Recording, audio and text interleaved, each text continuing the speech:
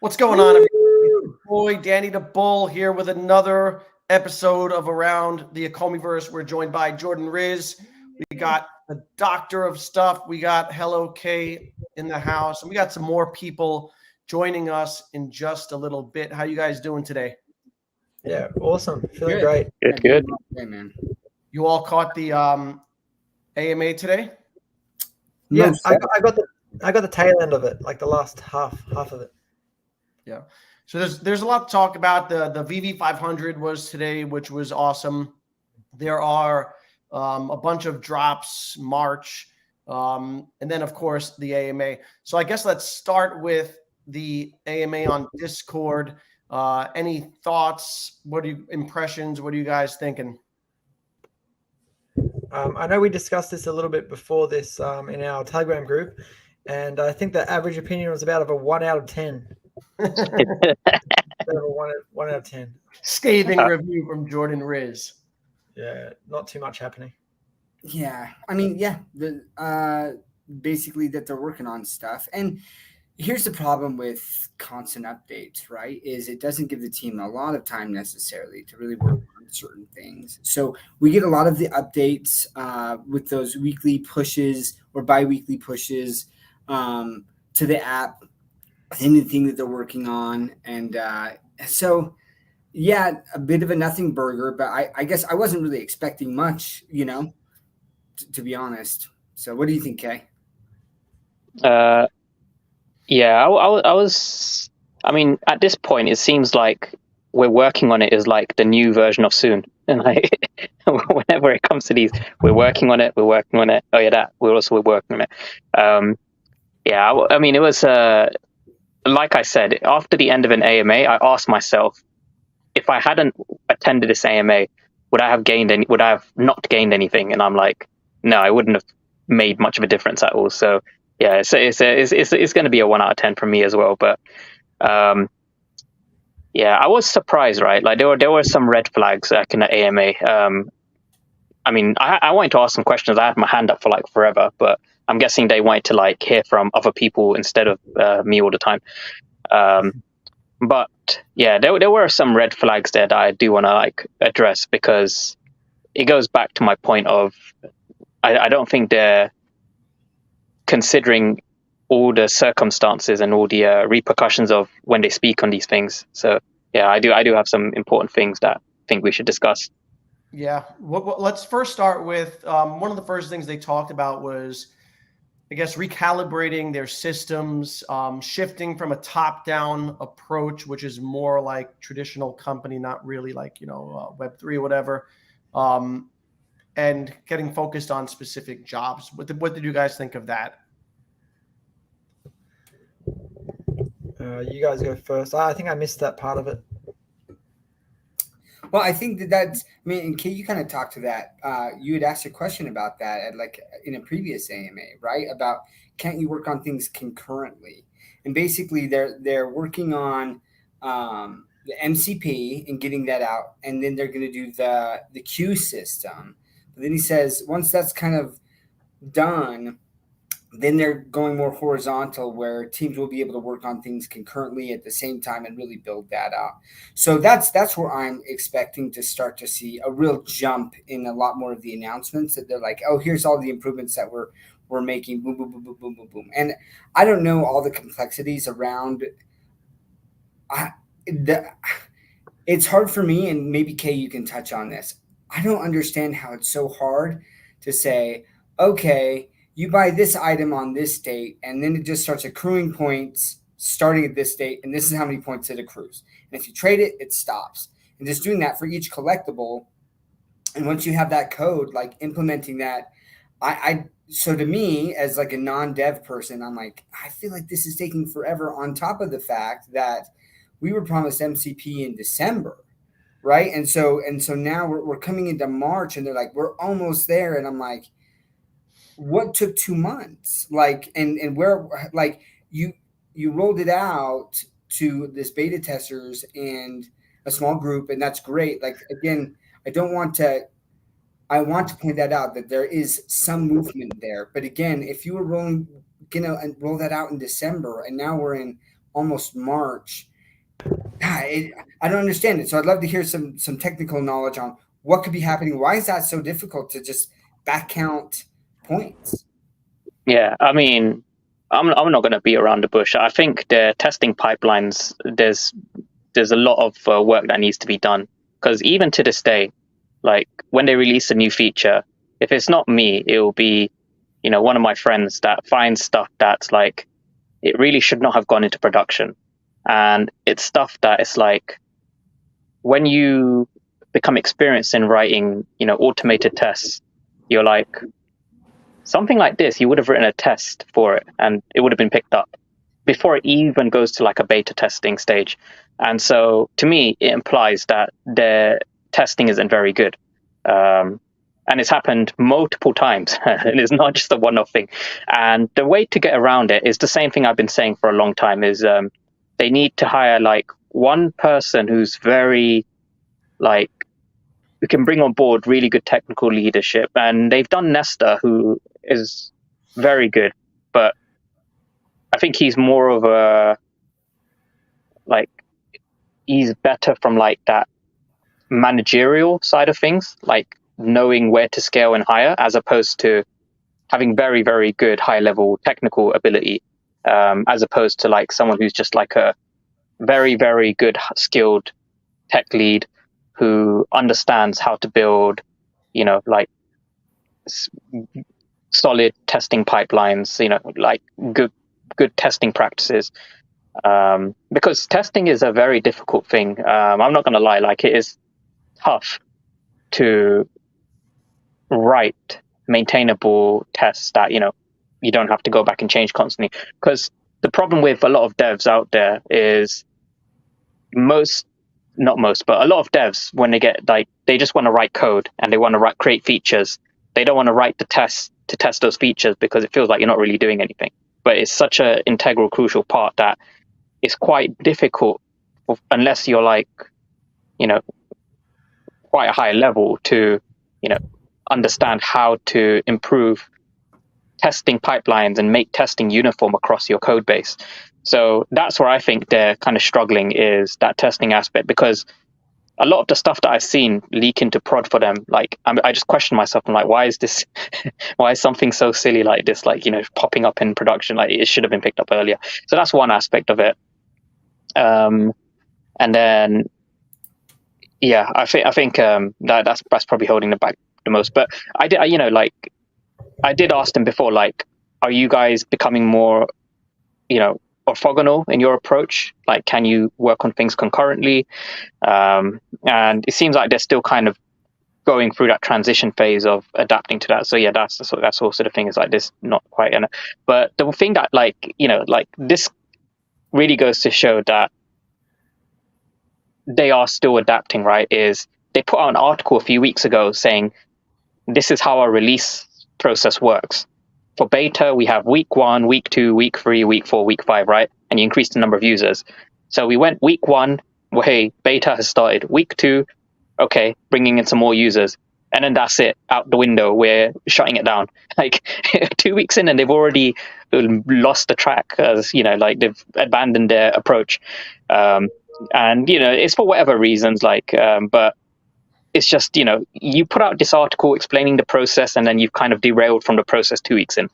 So is that one of the red flags that you mentioned?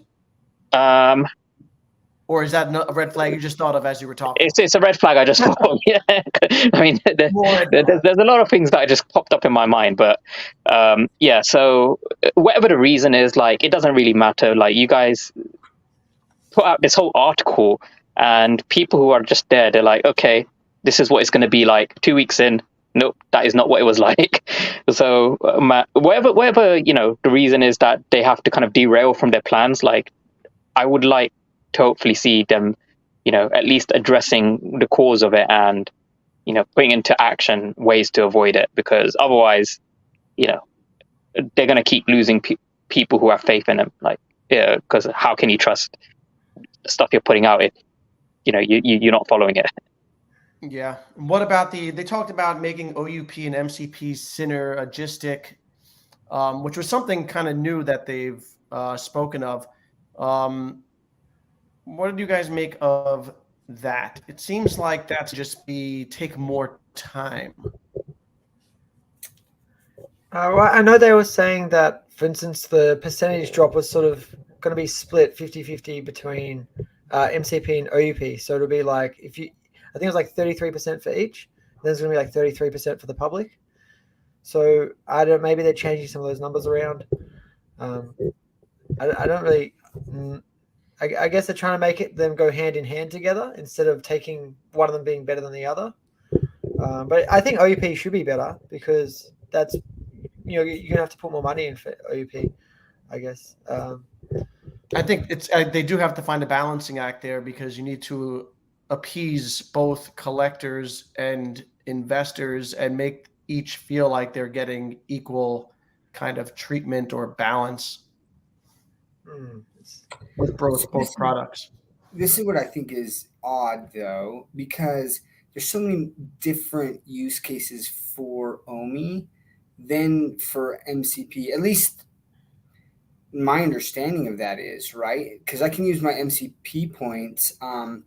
There are certain things like maybe I'll be able to use some MCP points to have a higher listing or more prominent listing on my collectible or something in the feed, maybe. But really what I care about is trying to get those drops, right? And that's why like a year ago when I was talking to NFT Pirates on his podcast, and he was like, what's your collecting strategy? Or, what are you doing? Are you just going for grails? And I said, it's a hybrid, like definitely going for grails, but I want to be high up in the MCP like status boards, right? And so it's weird to me then that someone can get OMI, and here I am stacking all these collectibles. And so Jordan, when you were saying like you're going to throw more money in for the OUP, like it depends, right? Like there's people a lot of money just to get those sets. Like I put in quite a bit of money to get those sets and things, and I've got like over 1,000 collectibles and like 100 sets. Right. And definitely have some grails and things. And so when you're saying it should be equal, to me, I'm saying I think that the MCP should probably weigh more towards the drops because that's what this whole thing is about. Whereas the OUP has a lot of different things. You have the staking to get other like collectibles or land or like all of these other utilities. Like, why am I getting the same percentage? And this is funny because here I was just complaining about how they don't talk about OMI enough, right? Like I also have a bag of OMI that I like important, but when I'm looking about the app itself and the collectibles and those drops, that's where I thought the MCP would weigh more heavily than OMI. What's your percentage of MCP? Like, as in how much you put in for sets versus the percentage of OMI? Do you know the dollar percentage difference? You put a lot more in the collectibles. Give me a second to think on that. Let me do some calculations. Yeah, let me think. Okay, what do you think about this stuff? Yeah, Kay, you know what? Go ahead. Oh yeah. I don't know, because I can see why they would want to have OUP synergize with MCP, but I think they should be different.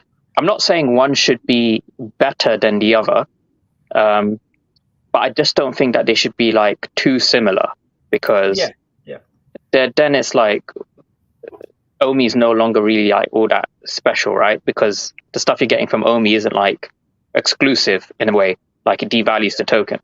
And then people are like, well, what's the point of the token? Like if I can just get the same thing through, holding the same sets that I've always had.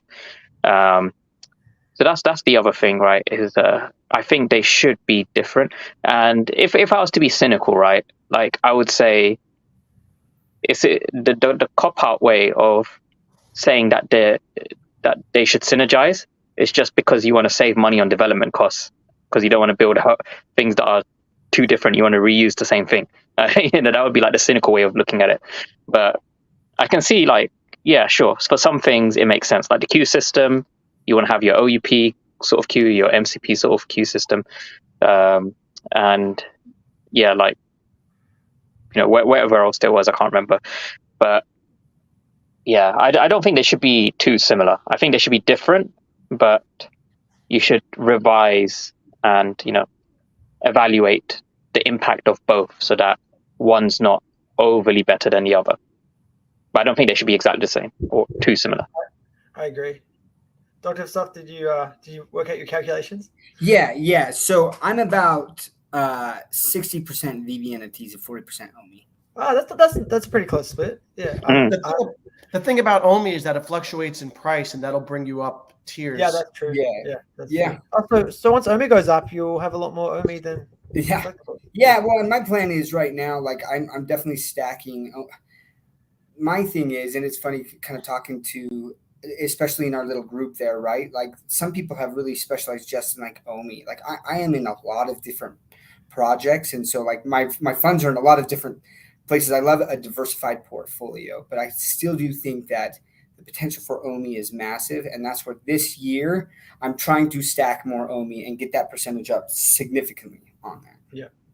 I'm 95% OMI, 5% collectibles. Yeah. Shout out SoCal. Thanks a lot for that super chat. Everyone, don't forget to smash the like button, get this video out. A lot of good content here. Kay, you mentioned red flags. Oh, yeah. I mean, it was just things I was picking up whilst listening, right? So one of the red flags that I picked up was specifically when Reese was talking about OEP and MCP. And he was talking about, like the benefits of both, synergizing them. And then he mentioned specifically, people coming up with strategies to arbitrage the collectibles, right?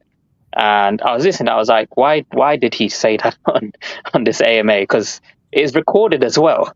And arbitrage, for those who don't know, right? It's when you buy something from one place and then you sell it somewhere else for profit, right? That's what arbitrage is. So I've done arbitrage myself between exchanges with OMI, right? So back when, I can't remember, OMI's price was going down. It went down on OKX, but it didn't go down as much on Ascendex. So you could buy it for less on OKX and sell it for more on Ascendex, like a 15% difference. It was like quite significant, right? So that's what arbitrage is. Like hedge funds do it all the time, like with high frequency trading, etc. So the point of that, right, is if you're going to arbitrage collectibles, like the term itself is to do with profit. So now you're essentially saying that there is an expectation of profit with these programs, right, and these collectibles, and you're literally inviting the SEC to your front door now. And I think any hope that you would have of easily, dismissing any kind of, security claims against you, right?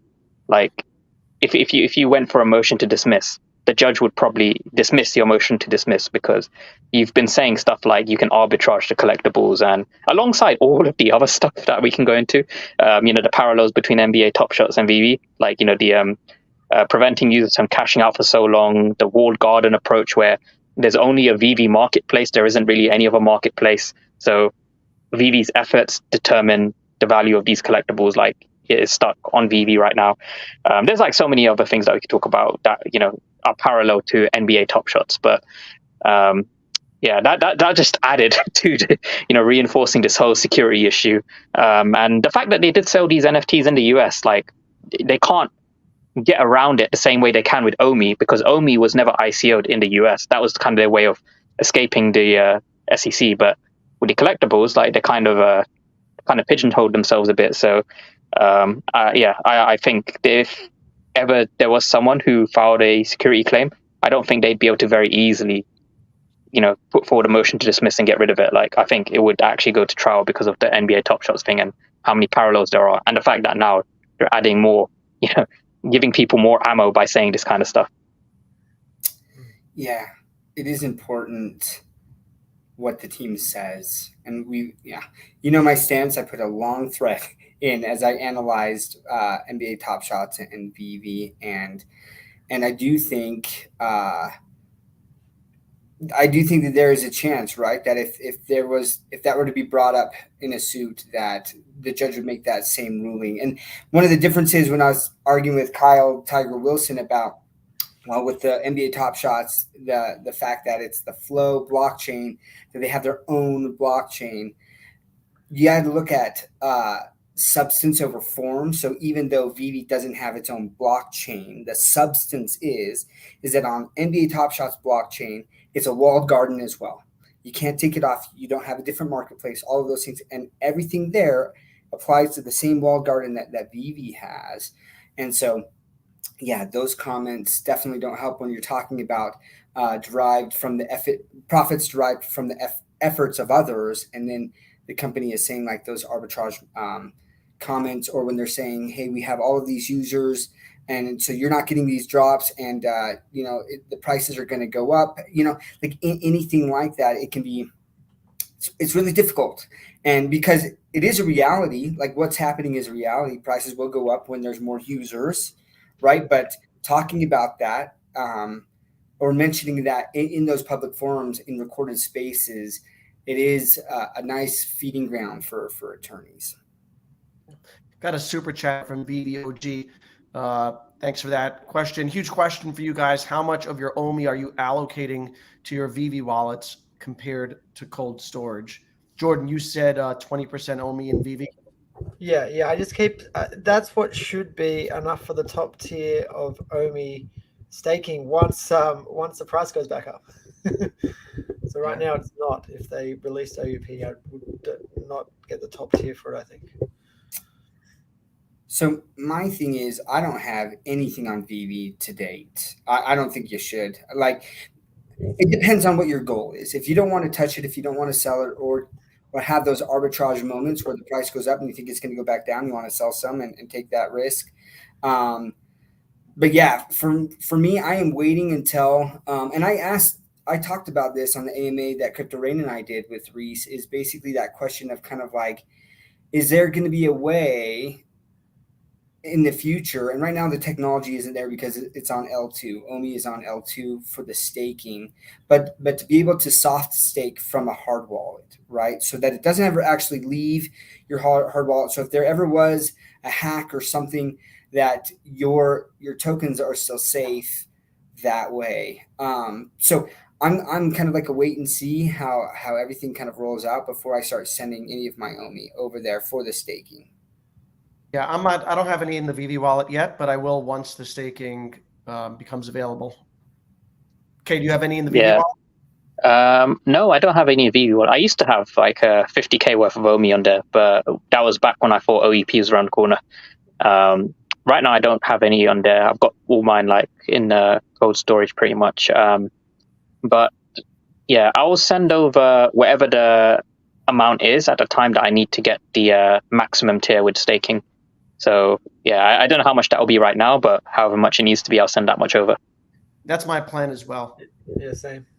So I got on stage and I asked about exchanges. I asked if utility for the OMI token would be a prerequisite to getting listed, because that's kind of something that Reese hinted at when he was talking to you, Doctor of Stuff, I believe, and Crypto Rain. He's talked about the need for utility before listing on exchanges. So I wanted to ask that question, because if the answer is yes, then I think it will take some time to get listed on an exchange like Binance. And the answer was kind of yes, right? He said it's not necessarily a prerequisite, but for a large exchange like Binance, they'd like to have utility, and that would be ideal. What did you guys think of that answer? I've seen so many tokens listed on large exchanges that have absolutely no utility. So definitely the response that no, they don't need it. But so when he's saying it's nice and they look at that, they may, like, I don't know, I'm not in those discussions, but I just see so many that don't have the utility, or that maybe that utility is mapped out in the future, but they still get listed. So to me, that sounded more of like it's what the team wants before, as opposed to what a large exchange is saying, like, well, we'd really like to see this utility before we list on there. I think it is more of what the team wants. And like, okay, like if that's what the team wants, if they feel like by adding that utility, it's going to be more attractive when they do have that listing, there will be more reasons to actually buy the token, as opposed to just speculation right? Like, hey, I'm actually going to buy this because I want it. But at the same time, the funny thing is then when people want it, if there's more demand at that time, then the cost of the token is going to be higher. So like, why not list it and get the people who are like, hey, I want to accumulate this before the price goes crazy once that utility is there. But people can be doing that now. So, but yeah, to me, again, circling back to your question, I think it's more of the team wants it than anything that the exchange is actually saying, we need this utility, or we really like to see it before we list it. I would argue that OMI does have utility.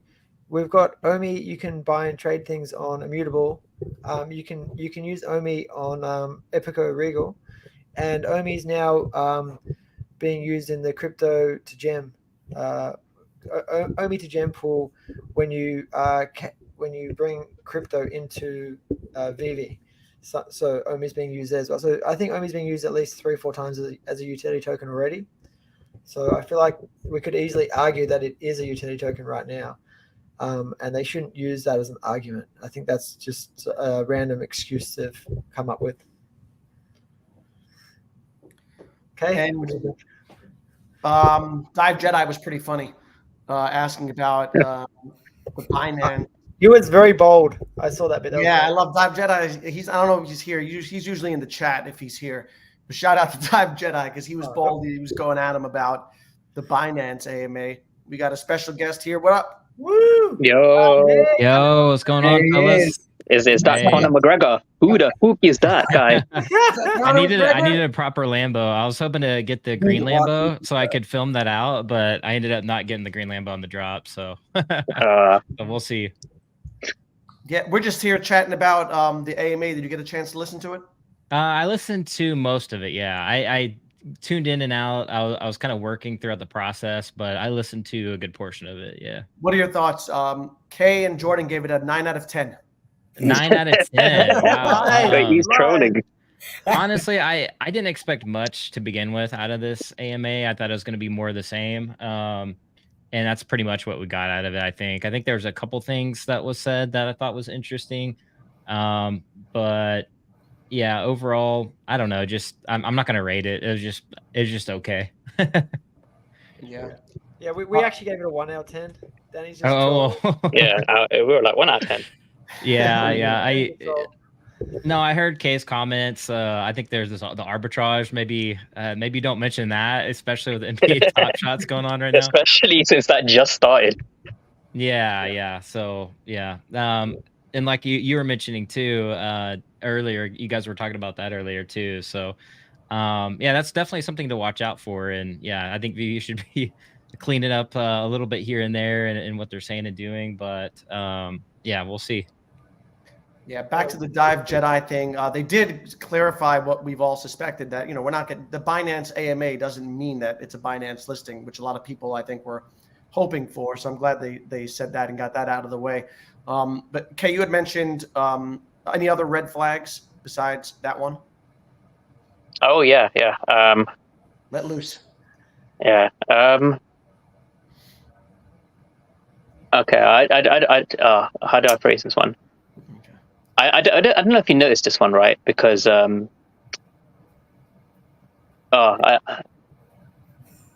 should I say this one? Okay.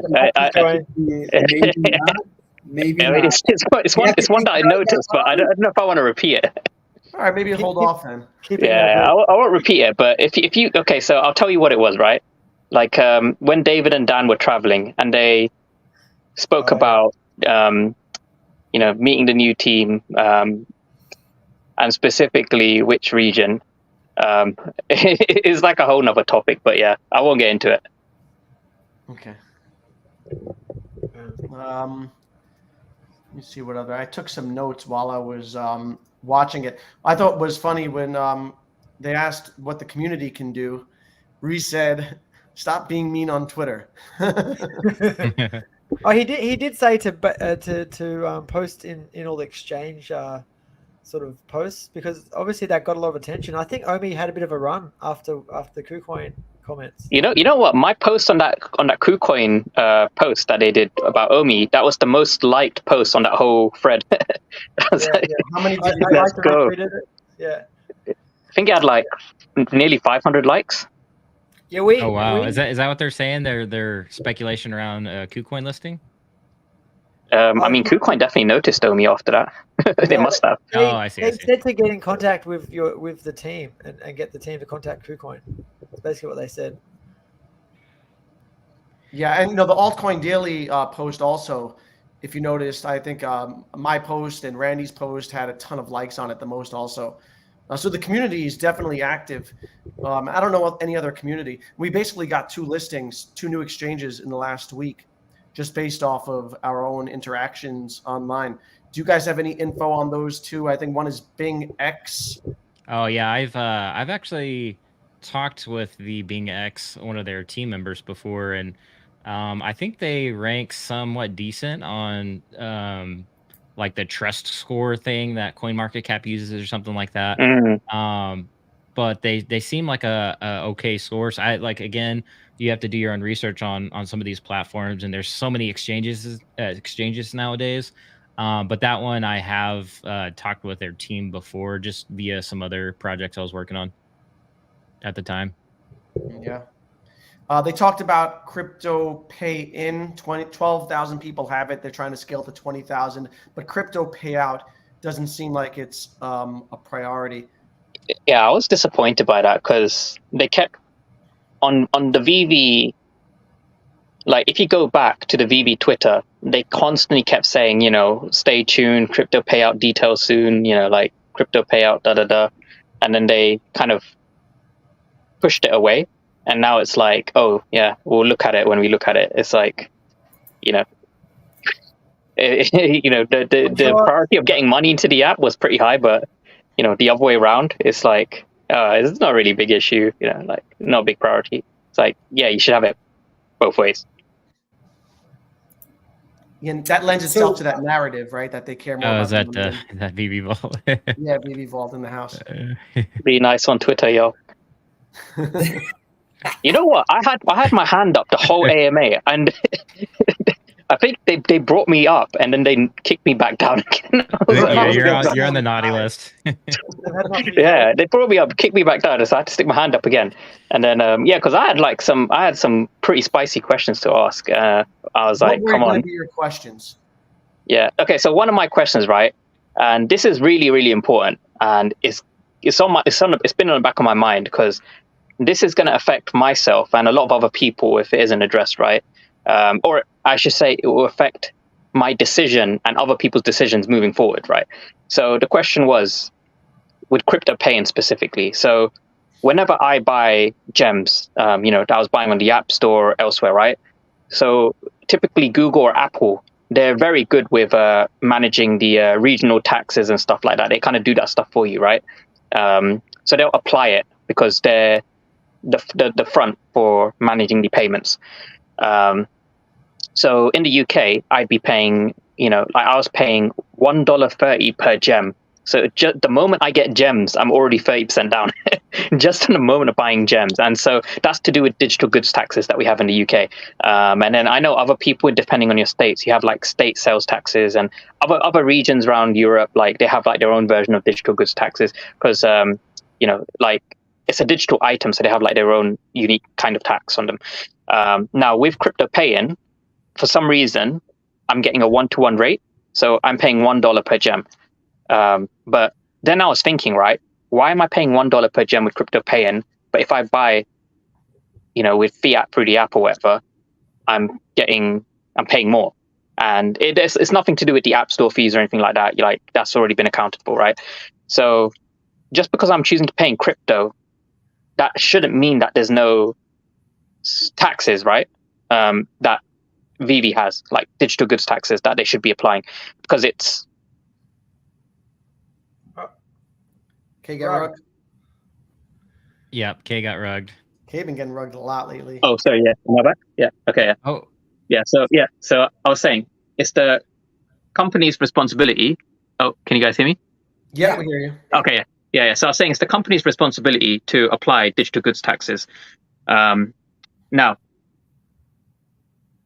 I'm paying 1-to-1 rate with crypto pay-in. If what I needed to hear was there's a guarantee that they are accounting for the digital goods taxes or whatever taxes that don't appear to be applied when I do crypto pay-in. So if they can guarantee that, then that's all good, right? Like maybe they're taking the hit themselves somewhere. But if they haven't accounted for that liability on their books, what typically happens for companies that don't do that is they then end up settling later down the line, and they end up paying that tax plus, an additional fee, fine, percentage, whatever, on top. And companies, what they typically do is they'll pass that cost down to the consumer, because that's what companies do, right? They will pass the cost to the consumer. So if Veve starts doing the crypto to gem and they aren't accounting for these regional taxes, which they should be doing because they're not relying on the app store to do this for them, and then they end up owing that money, I need them to guarantee that they aren't going to then go and bump up the fees somewhere else, like add an extra 2% to payout, or add an extra 0.5% to the market, or some nonsense like that, right? Because I have quite a lot of gems sat in the app. If they're going to go in the future and add an extra, 2% or whatever percent to the payout fee, that is basically going to impact me, because now I'd rather just take my gems out now than, wait and then have them charge me even more to pull out my gems. So it's something quite important, right? Like, and it's always, and if it isn't answered now, it's just going to be like this dark cloud that's overhanging over everyone's head until it gets to a point, just like what happened with the Google App Store 30% thing, where they kind of left it. And then one day it's like, oh yeah, payouts here, but we have to charge you 10% to make up for the, losses. Yeah, because it would really suck if in the future they just announce, oh yeah, we're going to increase the payout fee. And it's like, well, that's not really fair. Yeah, so that was one of my questions. Would that mean you would be liable to pay that tax manually? No, it's Veve's responsibility to charge that. It's not the consumer. It's a sales tax, and so it's Veve who's making the sale, and so they are responsible for that. But I mean, I remember Amazon. There was a fight with Amazon and a lot of the states, because Amazon wasn't collecting that tax, and people weren't reporting that they had made these purchases. And so I think the states kind of worked with Amazon to be like, well, maybe we won't make you pay as much of a tax so that you report the tax so that we can get some of that that's actually owed to us. So maybe Veve can do that. But that is a great point. That is a liability that Veve is accruing with the crypto pay-in feature, that if they're paying in crypto, that there is that tax that they technically owe in all of the different regions in which it's sold, which is crazy technical when you're selling worldwide, right? Because then you've got to identify the IP address, the location of that, so that you can know, like, hey, this is a proper tax to tie into this purchase, so that we can then pay out to these, to all of these states or local governments, and cover that, so that those governments don't eventually go after Veve for that. Yeah, the way that I had someone explain it to me is, like someone else I know who's very knowledgeable in this kind of taxation space, they were like, yeah, this is correct. And what they should be doing is they should have it as a liability on their books, where they break down their sales by geography. Like, 2% of their sales are coming from the UK, etc. And then whatever income they're bringing in, their revenue, they just make sure they account for that on their liabilities as, money that they owe. And just kind of go about it that way. And as long as they can kind of prove that, X amount of their sales came from this region, from that region, and these are the taxes that should be applied, and they keep money put aside for that, then it should be okay. But we need that guarantee that they are doing that, because at the moment, I'm confused by how they can be doing that. If paying by crypto, I pay less as opposed to with fiat, because that to me implies they aren't applying the tax. Or if they are, then maybe they just choose to make it cheaper. I don't know. Right. Or they're paying it themselves because they're paying the 30% towards Apple and Google with in-app gems. So just to differentiate, and that's what I answered. Yeah, I haven't used the crypto. I Go haven't ahead. used the Go ahead. crypto pay-in feature. No, I was gonna say I haven't used the crypto pay-in feature actually yet. Is it not through like Wire or anything like that? Because I would assume Wire facilitates that. Because I know Wire gathers data and information. I don't know if they do it on behalf of for Vivi, but I know in terms of when I've used Wire before on like Wax and stuff, they ask for like your email. You got to like dox yourself and do all the shenanigans like that. So maybe they send that data to Vivi, but I don't know how Wire works 100%. So Wire should be as they're probably the money transmitter. They have that money transmitter license, right? So they are required by law to obtain your know your customer data, right? Which is typically going to be like a social security or an identifier like that, your driver's license, that photo, so they can identify you. But all they're doing is transmitting some of that. It's still the responsibility of Vivi. They can source that out to someone, but ultimately, like, the government looks and says, hey, Vivi, you're the one making the sale. You've got to collect that. So to differentiate, when Apple, just like Kay was saying, when you buy gems in the app on your phone, whether it's Android or Apple, you are paying $1.16, $1.30, whatever it is per gem, because that sales tax, is what is increasing that from $1 to that $1.30 or that $1.16, right? Then from there, what Vivi is getting is they're taking that 16%, and whether it's Apple giving them that 16 cents or that 30 cents for taxes, and then Apple is taking a 30% hit off of just that $1, right? So when you're doing the crypto pay-in, and it's just $1 worth of OMI for one gem, or $1 of ether for one gem. Kay's question is like, where'd that tax go that we're paying when we go to the app? Unless Vivi is going to eat that. So like it's a very legitimate question, and I hope it's something they thought about. But this is why it's important, and it's so funny to me. Sometimes people like Kay or like any of us, right? When we ask those questions, people can call us out and say you're fudding, and it's like, no, these are fundamental like business practices that hopefully the team is aware of, and maybe they are and they just haven't talked about it because no one's actually asked it publicly. But like, I love these type of questions because sometimes the team is like, oh shit, we better take that into consideration and go back and do that, right? It's also very helpful to ask these questions. So shout out to UK for bringing that up, and that is something hopefully that they will address. We will maybe people will hate you now, okay, because now their crypto purchases are going to have this tax tied to them. But hopefully that's going to help. That will help. I mean, like if they don't do that, or if they don't sort that out, then I think if they're gonna get their money back some way, right? Like I bet you they're gonna bump up the crypto payout fee or some nonsense like that. So it's better now that they kind of cement where the money's going to come from than later on. Because that's regional, right? That's just regional. So it's only for UK and a few other places. Not everywhere. Places that have the sales tax. Yeah. So in the UK, we would be kind of stuck with with paying those taxes.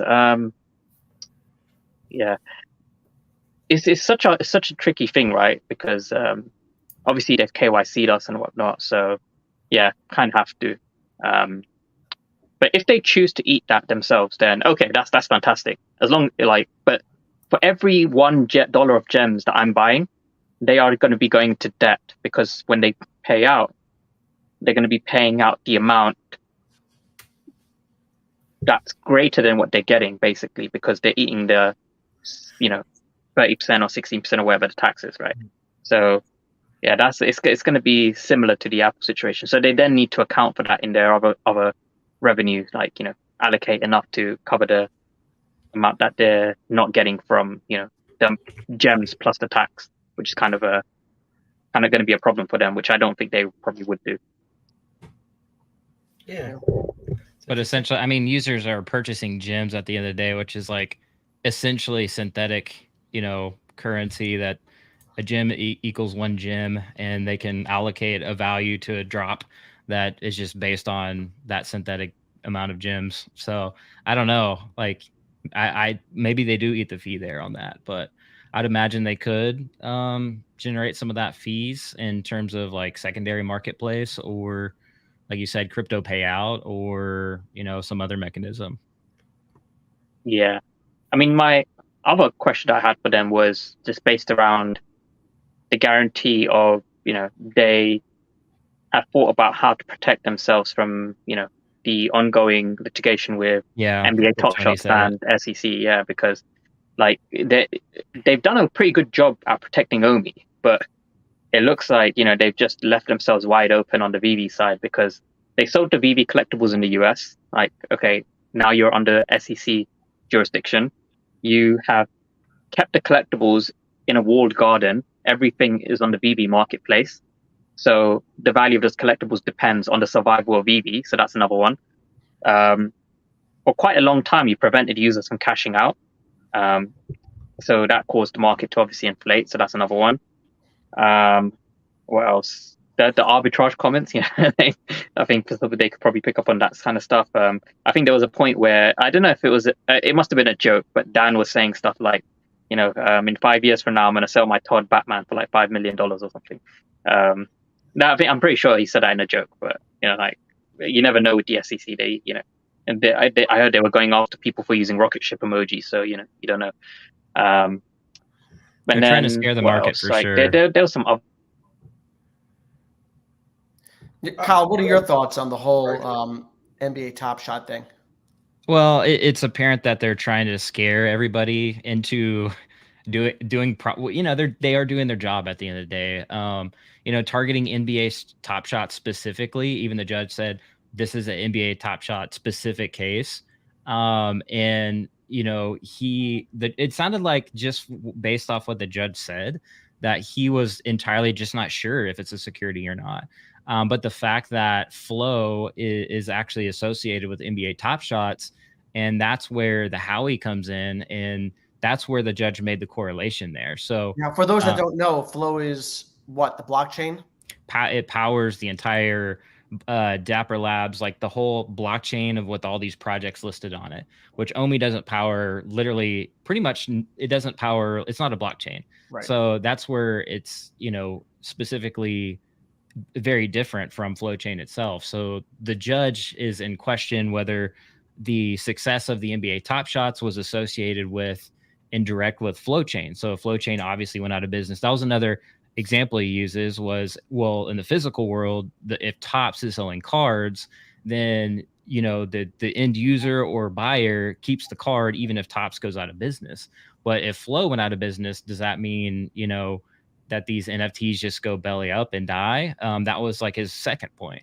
So there's a few points that were somewhat different from Veve. So yes, currently in its current form, Veve isn't like interoperable, but we do know that like there's a mutable X. You can bridge your assets to OpenSea, and HRO Hero has proven that.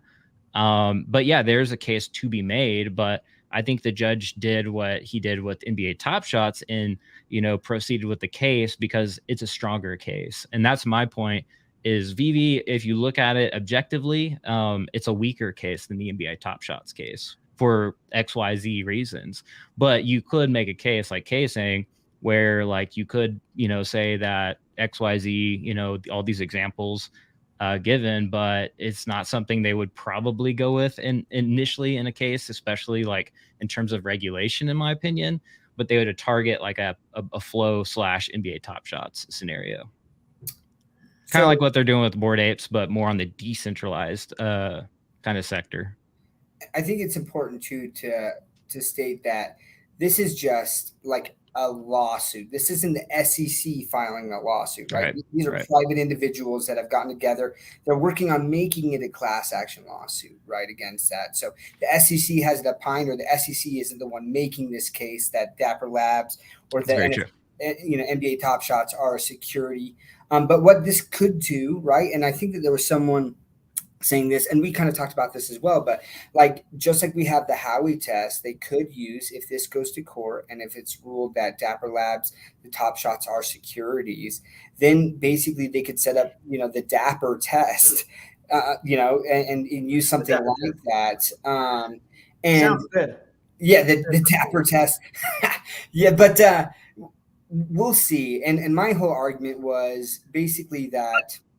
See, and this is where it's fun, and we get in these conversations. Like, I do disagree with Kyle. I think that it's just as strong of a case for different reasons. I do agree that Vivi doesn't have its own blockchain. But again, when I talked about this before, and in that lawsuit, the judge also talks about substance over form. And so just because there isn't the blockchain, which would be the form, the substance of what's happening, what Vivi is doing, keeping it in a closed ecosystem, a marketplace, that they can shut down the marketplace like Vivi did, like Dapper Labs did, like all of the things that he criticized for the Flow blockchain applies to Vivi and what they were doing as well. So it is something, though, that all it is right now is that he made the motion to not dismiss the lawsuit, right? It's going to go to trial. So that's all that is now it's going to go to trial. They'll be able to argue this case, because even if this goes to case and Vivi's tied to that, if the judge says not securities, then we also know that, okay, Vivi, it's the same thing. Then they wouldn't be, those NFTs also wouldn't be securities. So see, I agree with Kryptoni right there. Like the fact that this case is happening before Vivi is, in my opinion, is a silver lining, where Vivi could rectify and justify the situation by just allowing things to either go to Immutable X, or having some kind of mechanism or policy in place where if Vivi dies, like you have some type of scenario where users get the NFTs and you just allow interoperability. And I think that's kind of the solution here. And then, of course, the other silver lining being like the whole Blur and OpenSea happening over there, where, you know, creators aren't able to get royalties, is another like just kind of dropped into Vivi's lap. So I do think that there's silver linings here to be made. And this could just make it easier for Vivi to comply at the end of the day. Did you guys see? I think his YouTube channel is Hodl Fandom. Like he did a really good YouTube video on this, and he gave an example which was funny, and it was funny, but it was like so true, right?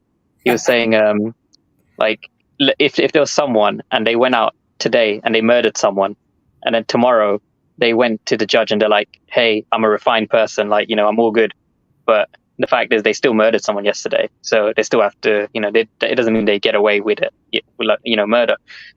So, you know, even though in the future Vivi has the ability to go interoperable and, you know, be on multiple marketplaces and, you know, do XYZ stuff, like as of right now, up until, you know, since they were created, like they've been, you know, not doing that. So I'm sure that they wouldn't be able to get away with, you know, nothing. Like there'd probably be some kind of fine or something, but I think for them it would be better to reprioritize the things that will protect them, like being on more marketplaces, interoperability, all of that stuff.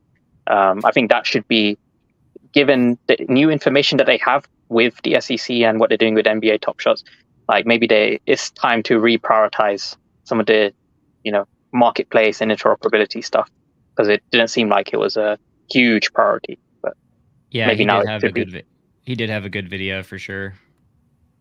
So I'm gonna jump in one more thing too, just on your point, Kyle, about, and the judge said this, right? If the Flow blockchain were to go down, you wouldn't be able to sell it with basketball cards, even if Top Shots went down, right? Like, or Tops, you know, like you could still sell those. But here's the other thing, and it didn't get into that because it didn't need to. But I still believe, from like a regulatory standpoint, just saying, well, if we die, then they're interoperable. I still don't think that that's going to be enough. I do think that they will have to move to, they are interoperable. So, for example, like that would be comparing and saying, okay, while Tops exists, you can't trade your cards, but you can. While Tops exists, you go to marketplaces, you can do everything with them, right? And even if Tops goes down, you can still trade them. But it would be different, I think, if you were not allowed to trade your basketball cards, your physical basketball cards, while Tops existed, or only if you went to Tops, you know, building headquarters, and that's where you could trade it. Like, so it's not like a one-to-one comparison. So it'll be interesting. And again, like, this is, the regulatory world is still kind of wrapping trying, and not very well, to wrap their arms around everything. And so we'll see as things play out. But this is where my argument thing, if Vivi wants to protect itself to the utmost, I think putting in interoperability as soon as possible is the best thing to do for that. But at the same time, we have seen in the past where regulators say, yes, you did do this, but now you're not, and we have limited resources. And so unless you're a big fish, which Vivi technically could be considered a big fish with all of the major IP that they have. I mean, to be completely honest, right? But we see a lot of people that the SEC doesn't go after. They try to make examples, or not even just the SEC, but regulatory bodies will go after big whales to set a precedent and just be like, okay, everyone, now going forward, just do this. And they don't look back and be like, well, we're going to tag all of these other people who have also done this. They can, but they typically don't. I just saw that question there. Well, actually, it's more like a statement from Blockchain Comics. He says, we're happy that economy is not based in US. Is Dapper Labs US? That's a good question. Because I think it makes I know they're technically like very operative in the US for sure. Obviously, they sell NBA Top Shots and NFL Moments and like all those NFTs in the US. But you have to KYC on Dapper as well. So okay, yeah, it might be a big difference if Dapper Labs is based in US and economy. It's going to be I'm curious how far they'll take these regulations, because a case could be made like, well, what if IMX goes belly up? What if Ethereum goes belly up? Like, does companies have to have contingencies and policies around like, if the blockchain goes down, the internet crashes, like how far are these judges willing to take these cases? Especially if you're on like Immutable X and it does roll up to layer 1 mainnet Ethereum. And then like, where does the policy go? Like, how far do these cases go? You know what I mean? So I would say, well, first to Jordan's point about oh man, I just lost my train of thought. Well, so to Kyle, to your thing, I think that it would be very difficult for regulators to make an argument if they were saying, hey, there's other marketplaces. We've made it so that whether there's a marketplace or not, the fact that you can take it into your own and hold it on your own, I think is very important, right? And that's part of the, like, not your keys, not your crypto, or not your NFTs type thing. But if they're saying, hey, we are making it available so people can take it on to these other marketplaces. And at the same time, if there's no other marketplace exists, a regular can't come in and be like, well, there's no other marketplace for you to market, to sell on. It's like, well, there are none. But as long as they're making that good faith attempt to make it so that they don't have, it's the profits based on the efforts of others, right? And when it's just them and their marketplace, so much of the value of these NFTs relies solely on what Vivi is doing. But when you open it up to other marketplaces and there's competition and you can do those other things, that's when it becomes a lot weaker argument for the regulators to try and go after that based on that prong of the Howey test. So hopefully, but look, governments overreach sometimes, and sometimes they try to make as much stick as possible so they have as much control as possible. But did you guys catch when David, you were saying that if Vivi went down, the artist IP collectibles they'd go to layer 1 and people would still get them? I did hear that. Yeah. But that's only artists, not all the big IPs, not Disney and Marvel. So what happens to those? I don't know. Yeah, I would think that would need to be addressed with the licensors and adjusted and updated in the terms and services, because that's a big problem, right? If you're at the mercy of Vivi going down, and then you put all this thousands of dollars into this and not have the assurance that these are yours even after they don't exist anymore. Because then that's what Chris Coffey brought up in a recent discussion with me and Chris Coffey, which to his point, that's fair. That's if Vivi goes belly up, what does happen, and of course, like you just mentioned, was David, you and AMA said that they would go to users. So it's going to be interesting. I think they should update their policies on that, and Legal Dave's got his work cut out, man. That's all I'll say. Yeah. Did you guys catch Gary Gensler's recent comments? Everything's a security. Yeah, that clown. again, everything double Your down. dog, your mom, everything's a security. Everything's a security. I read a good article though, and a lawyer responded. I wrote it down. His name is Jake Travinsky, and he basically said that they lack authority to regulate any of them, right, until it's proven in court.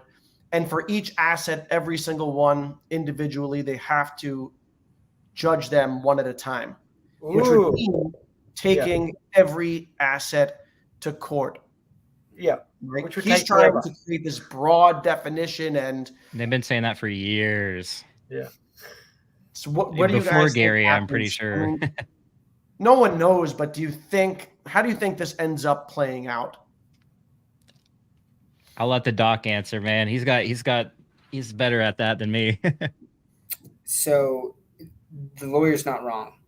They would have to prove, because each crypto is so different in the tokenomics, how it's managed, everything, it has to be on a case-by-case basis. And so, but at the same time, it does, if, for example, XRP, right? They were arguing that XRP is a security. It's pretty ironic, because if you go into that case, there's all these prongs, and like come to find out that like not half, but like a decent amount of SEC employees like held XRP, and like, but they're not allowed to hold securities, or, like there's this conflict of interest and stuff. And so, but if XRP gets exonerated in that, then what happens is it's very easy for new cryptos to be like, well, we meet all the, like we had some of the same prongs as XRP here. And that made it so that XRP wasn't a security. So it makes it easier for the crypto space in general. Once some of these decisions have been made, and here's the frustrating thing, and why I'm really frustrated at Gary Gensler, and is it's regulation by enforcement, right? So instead of actually waiting for guidance, regulatory guidance or laws by Congress, right, to help deal with crypto, he's just coming in and applying this regulation from 1934, okay, like the Securities and Exchange Act from 1934, then applying the Howey test, which was in like I can't remember, the 70s, 50s, something like that. I mean, it's so outdated for what we have now. Like, we really need actual crypto regulation, but instead they're just going out and doing regulation by enforcement, right? So they're trying to punish these crypto firms, right? And he's like, oh, the door's open, come in and come talk to us. But what happens is they go in like Kraken, they go in and start talking to him, and the next thing they know, Kraken's like gets sued by the SEC, or they send him this letter basically that, hey, you're under investigation, and then they settle. Now they can't do staking on their platform, and they're paying a $30 million fine. Like, this is terrible. This is not how the US should operate. And it's so frustrating to see, because all that's going to happen is crypto is going to bounce and be like, all right, we're not going to sell NFTs in the US. We're not going to let you purchase crypto in the US. So then the US is just cut off from all of this innovation, and actually, like, crypto is allowing for some of the largest transfer of wealth in the entire history of the world, right? And we're going to cut off U.S. citizens and the U.S. economy from that. It just makes absolutely no sense. So, but yes, sorry, back to that question, case-by-case basis, it will have to be like that. Well, that's really good news, actually, because that means it's basically impossible to regulate the whole space. So I saw a really good comment somewhere. Where was it? It makes another bullish case for DeFi, though. Yeah, Man, that's going to be impossible to regulate. they're strengthening DeFi, Yeah. even by cutting off staking on exchanges. It just makes people do it off Just DeFi pools, DeFi. That's it, man. liquidity pool. Yeah. I don't condone it because I'm in the US, but The thing is, like, technology is like air. It's there. Like, you can't get rid of it. So they need to make it work for everyone, right? And they don't do that the way they're trying to do it. Yeah, I mean, they basically just want to make money so they can keep the SEC open, right? They're just finding people to make some money and stay relevant and feel like they're doing something. We're helping. Kyle, any thoughts on this from Kryptoni? Do you think Disney will allow their licensed NFTs to cause lawsuits? Would be easier for them to just make them interoperable? You are kind of more, you delve into that whole NFT space. there. What are your thoughts on Disney and their intentions? Because they do have plans. Yeah, I mean, this is exactly why they're using a platform like Veve in the first place, is to distance that liability out to Veve essentially. And I do think Veve will see this case and react to it. Again, they have time, of course. Again, like there could be a case and maybe a settlement, but I don't think that stops the whole NFT space or stops Veve from just selling to U.S. users as well.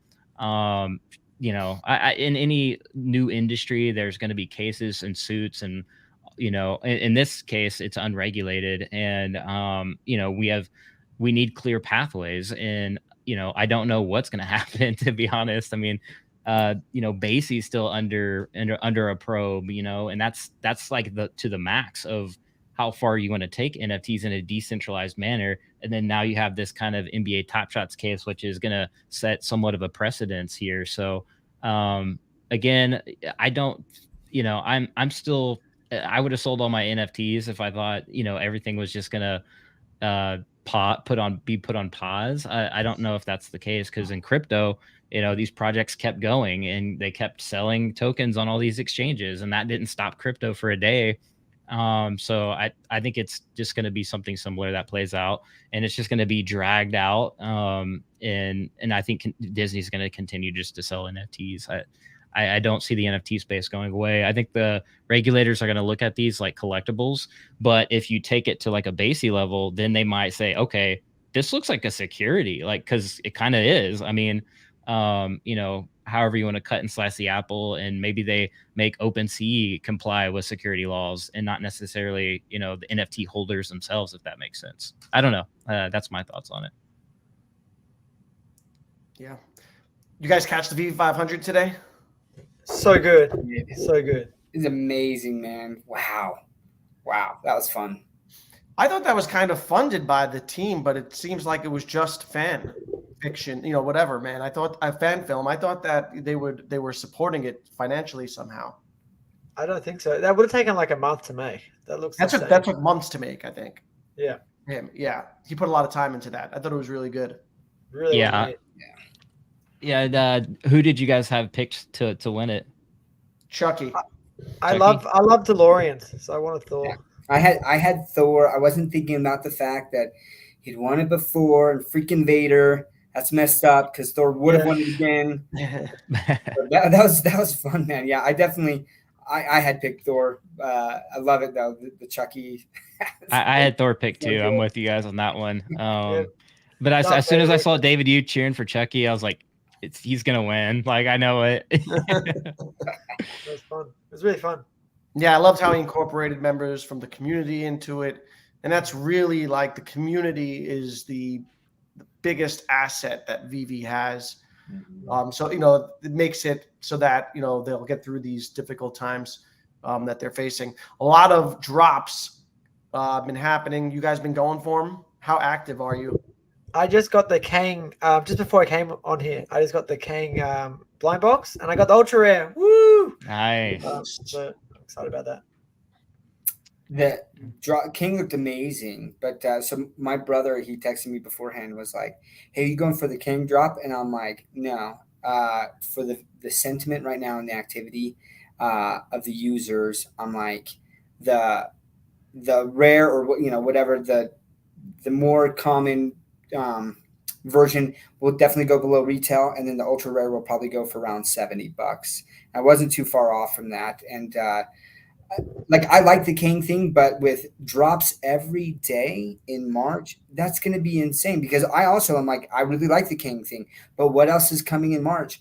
I'm saving up to see, and it'll be funny because maybe there's not a single drop in March that I like, but I've held off buying some of these other things, and it's going to bring a lot of the prices of these collectibles down, because typically what happens is people, they're tapped out, and so if they really want something, they're going to sell an item, but then other people are doing the same thing. So that's going to drop the floors on a lot of collectibles. And typically during those times that's when I go back and say, what are the things that I want? And I'm buying at these depressed prices, because then after all of those drops and people didn't get what they wanted, or it didn't sell, then they're like, well, I don't want to sell it for this anymore. And then the price goes back up. But did you guys see the Quantum Mania, the movie? I haven't seen it yet. Don't tell me. New Ant-Man? Don't tell me how it Yeah. happened. Was it Yeah, good? I've seen It it. had I've seen reviews, it. right? It's great. It was really good. It's really 1 good. to 4. How many stars? Kang's the main bad guy. Yeah. How many stars would you give it, Jordan? Was it That better than movie? the AMA today? That movie. Out of 10, I was going to give it like a 8.5. I've heard good things about it so far, but I to answer your question, Danny, I haven't been going for too many drops. I just been going for the ones that either I want or ones that I think will obviously do well in the secondary. But I typically haven't been going for too many drops lately. But yeah, and plus I anticipate more Disney 100 stuff in the not so distant future. So we'll see how that looks. Yeah. I'll tell you guys something interesting. Just before you go, Danny. I really like the fact that Veve NFTs actually aren't selling out now because the drop times are all at 3 a.m. my time. So like I used to, when they were going crazy in price, I used to stay up till 2 a.m., 3 a.m. for the drops. Yeah, you're in Australia, right? Yeah, I'm in Australia. So Brutal. now I can just wait till the next day. They're not sold out. I can actually buy the ones I want, which is awesome. Nice. How do you guys feel about all these drops, though? Do you think is now the time? I feel like people are frustrated they don't have MCP, and they see all these drops, and it looks like Vive's just constantly making money without giving that value back. What do you guys think about that? With when the pain in the market is at its highest, that's usually a good time to look at the market as a whole and see what's undervalued. There's a few out there that I clearly see. Like I look at the charts, I'm like, wow, these are like super undervalued, and that I think will do good long term. And again, some of these, I mean, we gotta like realize like the collectible market as a whole. It takes a while for collectibles to actually accrue value. I mean, some of it's been baked into Veve because a lot of people can base these like values to the physical. So there is that whole thing going on, but we obviously are like in the pinnacle of the crypto winter and bear market. So there could be opportunities out there, not financial advice, but yeah, that's my thoughts on that.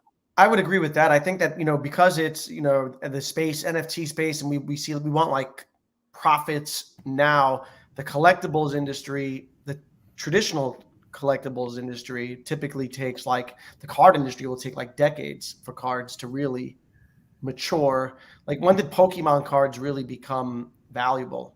Oh yeah, when I was a kid is when I started. 10, 15 years, right? Till they sort of went up. It took some time, right?